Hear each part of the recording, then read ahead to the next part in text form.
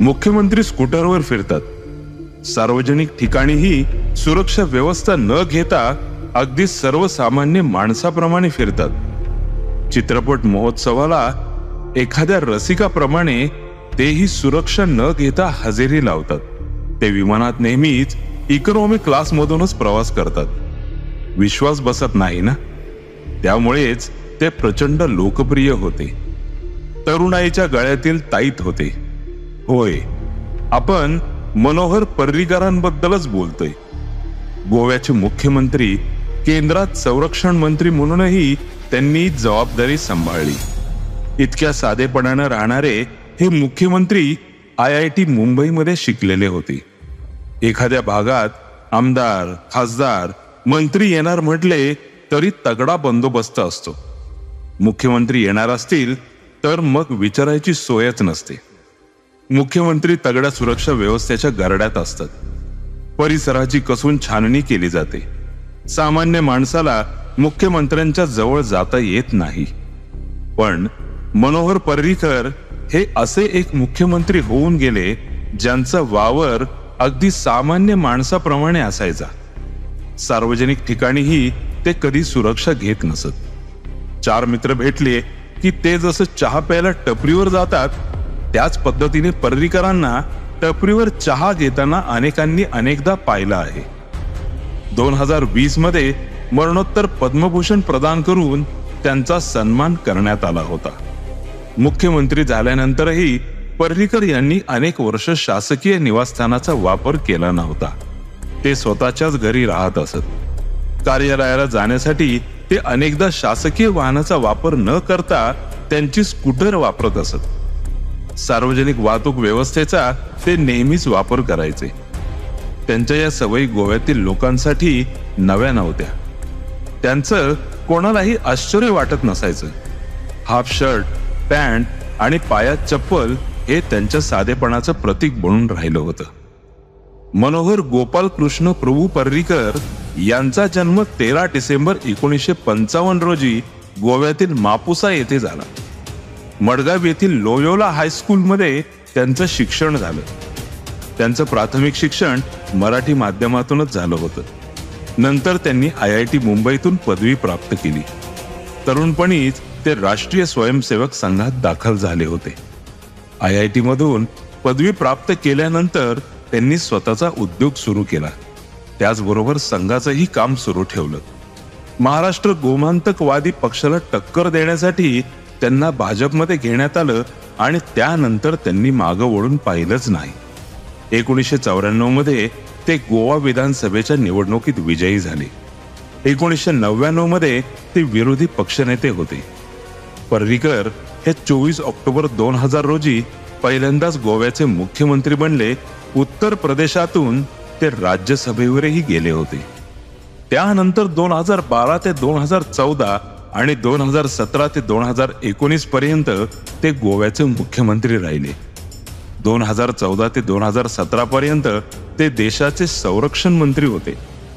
संरक्षण मंत्री पदाचा राजीनामा देऊन ते 2017 मध्ये पुन्हा गोव्याचे मुख्यमंत्री बनले होते. निधनापर्यंत ते मुख्यमंत्री पदावरच होते. 2014च्या लोकसभा निवडणुकीपूर्वी केंद्रातील काँग्रेसच्या नेतृत्वाखाली UPA सरकारच्या विरोधात वातावरण तयार झालं होतं. भाजप सत्तेत येणार याची चाहूल लागली होती. पंतप्रधानांचे उमेदवार लालकृष्ण अडवाणी की नरेंद्र मोदी यावर खल सुरू होती. त्याच दरम्यान 2013 मध्ये गोव्यात भाजपच्या अधिवेशन झालं. त्या अधिवेशनात पंतप्रधानाचे उमेदवार म्हणून नरेंद्र मोदी यांच्या नावाचा प्रस्ताव मनोहर पर्रीकर यांनीच मांडला होता. पर्रीकरांना बडेजाव अजिबात आवडत नव्हता. त्यांची राहणी अत्यंत साधी होती. मुख्यमंत्री असतानाही ते कोणत्याही सुरक्षेशिवाय स्कूटरवरून फिरायचे. यासह IIT शिकलेले पहिलेच आमदार बनण्याचा मान त्यांना मिळाला. त्यांच्या रूपानं गोव्यातील नेत्याला केंद्रात पहिल्यांदाच कॅबिनेट मंत्रीपद मिळालं होतं. कर्करोग शेवटच्या टप्प्यात असतानाही 1 वर्षापेक्षा अधिक काळ त्यांनी गोव्याचं मुख्यमंत्रीपद भूषवले होतं. राजकीय नेत्यांच्या जीवनात अनेक चढ उतार येत असतात. पर्रीकर हेही त्याला अपवाद ठरले नाहीत. 29 जानेवारी 2005 रोजी भाजपच्या 4 आमदारांनी राजीनामे दिल्यामुळं त्यांचं सरकार अल्पमतात आलं होतं. त्यामुळं काँग्रेसचं सरकार स्थापन झालं. प्रतापसिंग राणे हे मुख्यमंत्री बनले होते. 2007 ची विधानसभा निवडणूक भाजपने पर्रीकर यांच्या नेतृत्वाखाली लढवली होती. त्या निवडणुकीत भाजपचा पराभव झाला आणि काँग्रेसनं बहुमत मिळवलं होतं. काँग्रेसचं नेतृत्व दिगंबर कामत यांनी केलं होतं. पर्रीकर जसे साधे राहत होते, लोकांमध्ये सहजपणे मिसळत होते, तसे दुसरीकडे त्यांना काही वादही चिकटले होते. ब्राझील येथे 2014 मध्ये आयोजित फुटबॉल विश्वकरंडक स्पर्धेसाठी त्यांनी सत्ताधारी भाजपचे 3 आमदार आणि 3 मंत्र्यांना पाठवलं होतं. फुटबॉल खेळाडू किंवा तज्ज्ञांचा यात समावेश नव्हता. त्यामुळे त्यासाठी झालेल्या खर्चावरून काँग्रेसनं त्यांना लक्ष केलं होतं. मुख्यमंत्री असताना 2001 मध्ये त्यांनी 51 प्राथमिक शाळा संघाशी संबंधित विद्याभारतीच्या ताब्यात दिल्या होत्या. त्यावरूनही मोठा वाद निर्माण झाला होता. त्यांच्या काही विधानांवरही मोठी टीका झाली होती. देशातील धार्मिक असहिष्णुतेबाबत अभिनेता आमिर खानची पत्नी किरण राव यांनी केलेल्या विधानाला उत्तर देताना पर्रीकर यांनी अशा लोकांना आयुष्यभर लक्षात राहील असा धडा शिकवला पाहिजे असं विधान केलं होतं. कथित राफेल घोटाळ्यावरूनही पर्रीकर वादात ओढले गेले होते. आमदार विश्वजित राणे यांचा एक ऑडिओ व्हायरल झाला होता. राफेल विमानांच्या खरेदीची कागदपत्र मनोहर पर्रीकर यांच्या बेडरूम मध्ये आहेत असं राणे कोणाला तरी सांगत आहेत असा संवाद त्या ऑडिओ क्लिप मध्ये होता. काँग्रेसने हे प्रकरण लावून धरलं होतं. पर्रीकर व्यवस्थित बोलत नाहीत, हुकुमशहाप्रमाणे वागतात असा आरोप त्यांच्यावर केला जायचा.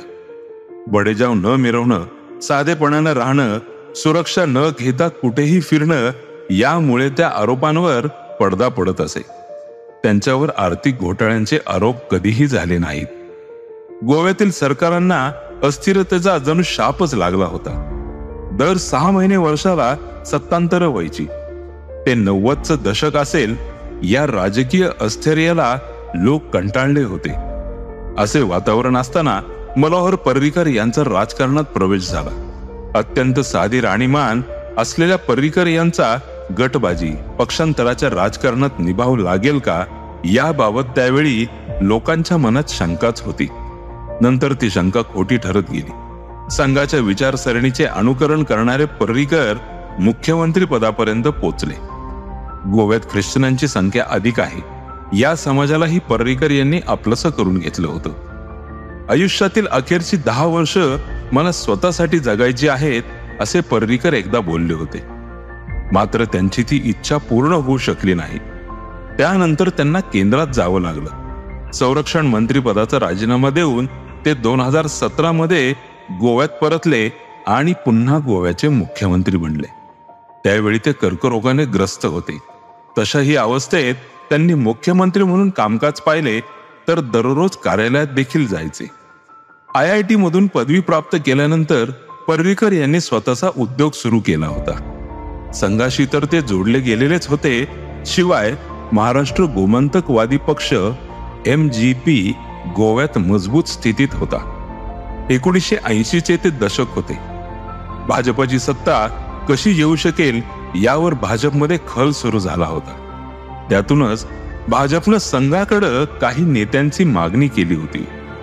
संघानं मनोहर पर्रीकर आणि लक्ष्मीकांत पार्सेकर यांना भाजपमध्ये पाठवलं. तथापि पार्सेकर यांचे कुटुंबीय MGPचे कट्टर समर्थक होते. मात्र त्यांनी वेगळी वाट निवडली. गोवा विधानसभेच्या 1989 मधील निवडणुकीत भाजपला 1% कमी मतं मिळाली होती. त्यानंतर पर्रीकर यांच्या संघटन कौशल्याची परीक्षा सुरू झाली. विरोधी पक्षनेते असताना त्यांनी मांडवी नदीतील कॅसिनोच्या मुद्द्यावरून दिगंबर कामत यांच्या नेतृत्वाखाली सरकारला जेरीस आणलं होतं. भाजपला सत्तेत आणण्यात पर्रीकर यांचा सिंहाचा वाटा राहिला. पर्रीकर मुख्यमंत्री बनले आणि त्यांच्या स्वच्छ प्रतिमेमुळे प्रशासनातही अनेक सुधारणा होत गेल्या. रस्ते, वीज पुरवठ्याच्या कामासह त्यांनी अनेक कल्याणकारी योजना राबवल्या आणि गोव्यात भाजपचा पाया पक्का होत गेला. तो आजही तसाच आहे. 17 मार्च 2019 रोजी मनोहर पर्रीकर यांचं वयाच्या अवघ्या 63व्या वर्षी निधन झालं. मनोहर पर्रीकर यांच्या पत्नी मेधा पर्रीकर यांचं 2000 मध्ये निधन झालं होतं. त्यांना 2 मुले आहेत, उत्पल आणि अभिजित. वडिलांच्या निधनानंतर त्यांच्या पणजी या विधानसभा मतदारसंघातून भाजपकडून आपल्याला उमेदवारी मिळेल अशी आशा उत्पल यांना होती. उमेदवारी मिळवण्यासाठी त्यांनी खूप संघर्ष केला, मात्र त्याचा काहीही उपयोग झाला नाही. उमेदवारी देताना भाजपनं उत्पल पर्रीकर यांना डावललं. मनोहर पर्रीकर यांचे पक्षांतर्गत विरोधक बाबुश मोन्सेराटे यांना भाजपने उमेदवारी दिली. त्यामुळे नाराज झालेले उत्पल पर्रीकर भाजपमधून बाहेर पडले.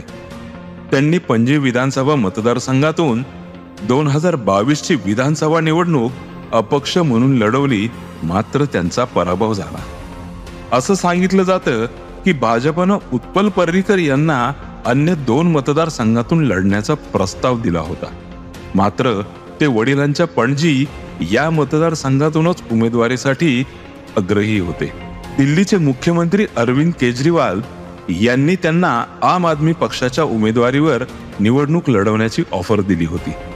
शिवसेनेनेही उत्पल यांना ऑफर दिली होती, मात्र हे दोन्ही प्रस्ताव त्यांनी नाकारले होते. गोव्यात भाजपचा पाया पक्कम करणाऱ्या मनोहर पर्रीकर यांची 2 मुलं आता भाजपपासून दूर आहेत. त्यांनी मनात आणलं असतं तर हयात असताना 2 मुलांना आमदार खासदार बनवू शकले असते, मात्र त्यांनी तसं केलं नाही.